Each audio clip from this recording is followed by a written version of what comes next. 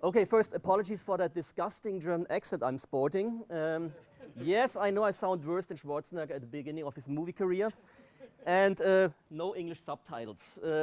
Anybody having problems understanding me, ask my wife. She will gladly translate it into Japanese for you. With this having been said, what I'm presenting here is actually part of a bigger project I'm working on, actually a PhD thesis that is hopefully finished in September next year, so that I can finally get rich, famous, and develop bad habits.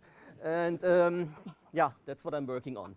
And my idea is that time and its various forms are extremely important elements in Robert E. Howard's work. And that the time and its various forms actually link Howard's fantastic stories to one kind of complete works that, if one reads it in one batch, gives much deeper meaning. And today I'd like to show you two things out of many I'm going to discover, mainly pseudo-history and reincarnation. And before we start, let's have a very broad look at how time in fantastic literature was depicted by the time Howard was working. At first, we got, broadly speaking, the fictive European medieval age, which started with William Morris, all the Thousand D's, lots of knights and damsels, and yeah, something like medievalish. Then we have another kind of time, which I would like to call static time. You can find that in stories of Edgar Rice Burroughs and Arthur Conan Doyle or Henry H.R. Haggard. These are the stories where 20th century or late 19th century protagonists all of a sudden run into dinosaurs that are supposedly extinct, or run into legionnaires in the hearts of jungle who still live by the end of the 19th century, like under Julius Caesar. And finally, we got the ultimate extreme, traveling into the future by H.G. Wells, a time machine who catapulted. The other one, yes. He had a brother? Okay, okay, anyway. He catapulted his protagonist into the far future. And here comes Howard, because Howard did actually the ultimate opposite, because he went back in times before times, speaking about 10,000 years before official time reckoning, by creating his Hyborian age.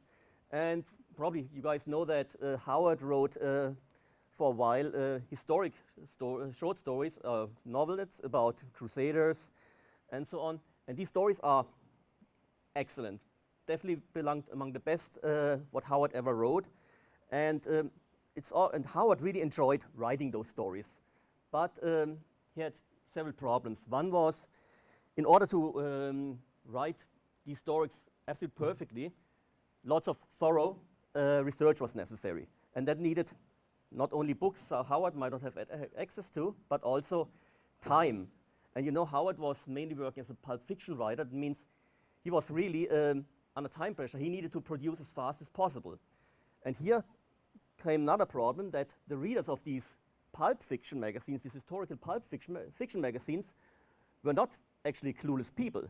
These guys knew exactly their history, and they were pretty fast in pointing out where there were anachronisms or mistakes. And we have letters, for example, to the Magic Carpet, Oriental Stories, where one reader is complaining about one part in the Sowers of Thunder, where one of the Muslim protagonists is drinking wine and claiming Howard didn't enough research, he should actually know that this is not okay and this is so wrong.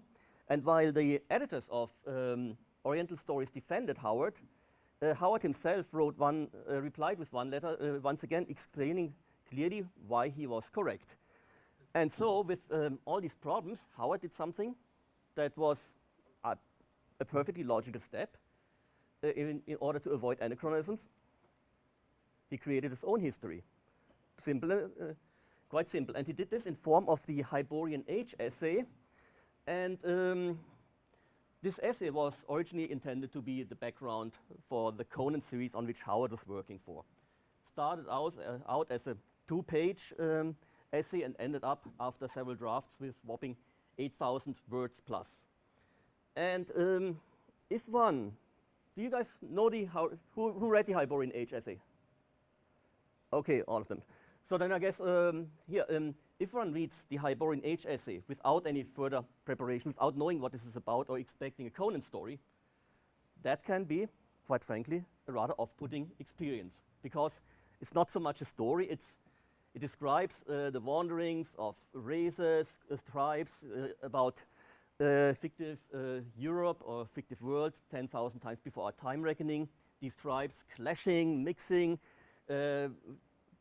reaching civilization, then becoming overthrown by young barbarians after they become decadent, and so on. And in between, Howard puts the delete button by introducing a cataclysmic event that once again changes the whole history and throws races back on the evolutionary ladder.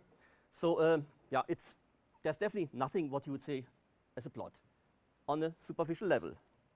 But if you care to dig deeper, and that man did it, yes, okay, Jeff Shanks, who wrote dozens of awesome essays, out of which I'm stealing lots of ideas.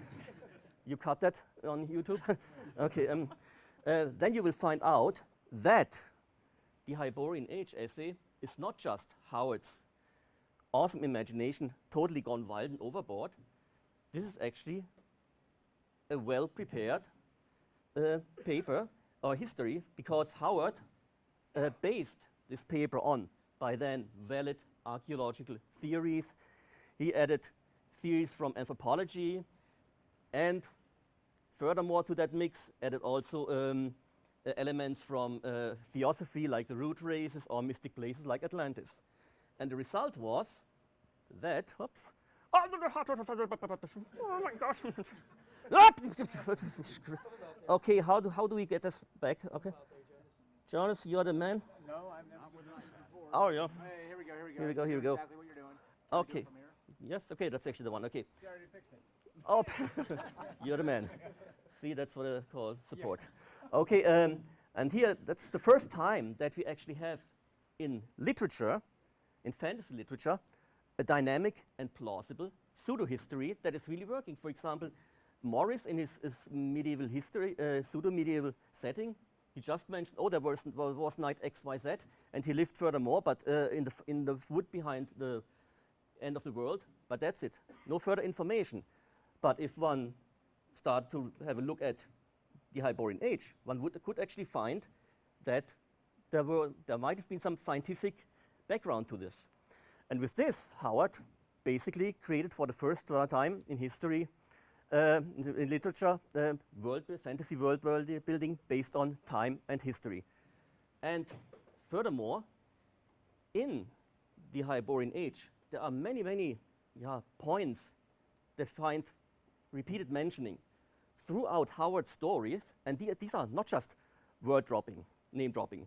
These are actually intentionally built in traces that connect the stories, his fantastic stories, so much that we really have a kind of complete works.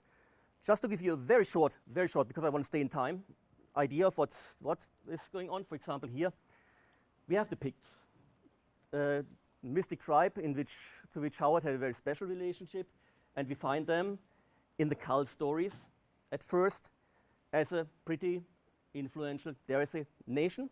Is that correct? Nation is okay. Then the cult stories play in the pre-Hyborian Age. Pre-Hyborian Age ends with the thinking of Atlantis. The whole geography is changing. Tribes are being scattered all over the world. And the next time we meet them in the Hyborian Age, in the awesome story Beyond the Black River. And here, the Picts are not a nation anymore. They are reduced to tribe form, pretty strong. They still defeat the onslaught of the civilization, but definitely downtoned. Furthermore, next comes another cataclysmic event that ends the Hyborian Age. And in the story of the Garden of Fear, no, it's the Valley of the Worm, actually. It's the Valley of the Worm. So, oops, oh my God, who did these slides? Okay, in the Valley of the Worms, we once again encounter the Picts. And this time, these guys are thrown back on the level of Stone Age people. And this is all of this is perfectly fitting to Howard's timeline as depicted in the Hyborian Age essay. Now, the interesting part is the casual pulp reader wouldn't even remotely notice this. Nonetheless, Howard stuck meticulously to this timeline and took really care that this was mentioned the way he thought it out. And that shows me that this man was not just writing how he felt like, he was really planning, thinking, and knew what he was doing. And that raises him definitely above the average writer. Another example where Howard actually mixes links his Hyborian age, his fictive age, with our real existing world are these winged humanoid creatures we find all out through Howard's stories. Almuric, the aliens. For example, this time it's the Garden of Fear. In the Garden of Fear we have one of these creatures, winged and described actually in a pretty dark and, dare say, attractive way. So considering that Almuric, these creatures are also mentioned, one might say this creature might be one of those aliens that somehow ended up on our Earth. Next comes a time jump from the Hyborian Age, from the pseudo-history, to our real existing world, when Solomon Kane wanders through Africa in Wings of the Night and encounters another group of winged creatures. This time, these guys are not as beautifully or attractively described. They are basically regressing, or having regressed on an evolutionary level on the verge of extinction. They don't have any females anymore, and without giving away any spoilers, Solomon Kane kills all of them off. So once again, we have these creatures going back on the ladder of evolution. What makes this whole thing interesting is when Solomon Kane kills the first of them off, he starts to think about what kind of creatures are these? Where do they come from? And he doesn't come up with the alien thing. His ideas, just one moment, weren't they these harpies from mythology? And here we have a nice bridge from pseudo-history to from the Hyborian Age, setting these creatures in our real existing world in Africa, and then once again setting them back to mythology. That's really beautifully made. So, okay, still okay, or should I shut up? Okay, okay for the rest of you? 5 minutes. So, total change of topic is now reincarnation. Another way how Howard bridged time was via reincarnation. And here he created a character called James Allison. And James Allison is a Texan, 20th century Texan, who remembers his former reincarnation. But not only that, but okay, I'm not going to read this thing to you, but the final sentence, I'm the one, all pageantry of shapes. Okay, what the sentence says is, Allison does not only remember his former reincarnation, he actually knows that he will be reborn in the future.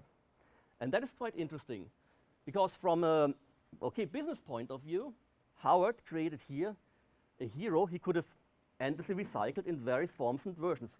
For example, Conan, Kull, mortal. At one point, you just need to finish the story, because otherwise, okay, if Conan killed off every 5 minutes a person, that would be weird. So they are mortal.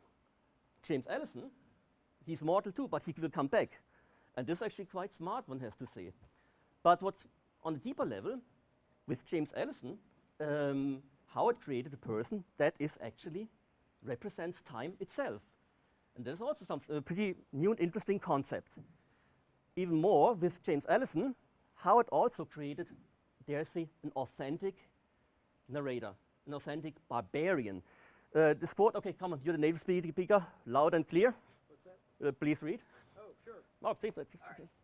University teacher. You want me to read it? No, you're the. Okay. Oh! Oh. It's okay. That was Jeff.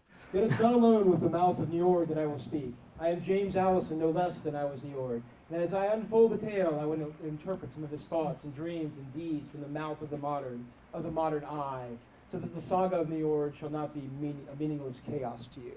Okay, thank you. So here, okay, let's have a short look at the Conan stories. Those Conan stories are written in the third person by a third-person narrator, and that narrator, especially when it comes to criticizing civilization, is quite obviously Howard, who uses Conan as a mouthpiece to criticize civilization. And as this becomes slightly obvious, that, at least for me, takes a little bit away from the authenticity of Conan. On the other hand, with James Allison, with this quote, here we have first-person narrator, and this is James Allison who talks to you this very moment in this 20th century, and he talks about his former reincarnation, and he says, look, I can't tell you this story as it happened, because I was thinking differently, I had different concepts, I had different ways of living, and I'm going to explain this to you. And that makes this narrator much more authentic, or dare I say realistic. And that is also, honestly, really, really fascinating, I think. And with this, my final points, before you get to hear the man. Once again, just to summarize, time is an important element in Howard's work. I'm going to explore a little bit more further. Howard used pseudo-history as a world-building device for the first time in fantastic history. And Howard time pseudo-history links Howard's fantastic story to a complete works and establishes a link to the reader's real world. And finally, Howard used reincarnation as a means to create an authentic narrator who also personifies time. And thank you very much for suffering through my disgusting English and whatever. Okay, thanks. Whoa. Okay, that was